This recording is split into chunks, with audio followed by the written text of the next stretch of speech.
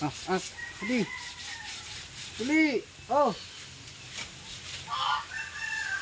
Oh. Oh, ak.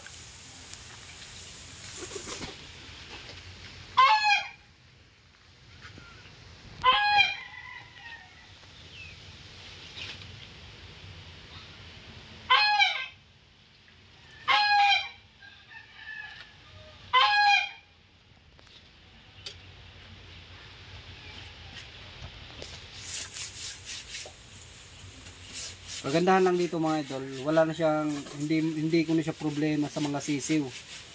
Dati problema ko talaga to sa mga sisiw nung nasa 5 to 8 months pa lang siya. Sisiw yung inanting niya kaya kinukulong ko siya dati.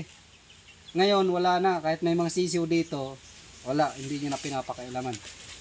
So yun na, umalis na. Puno na kasi yung mga idol, bunga nga. So papakita ko sa inyo si bagisto natin. Papakain natin to natira.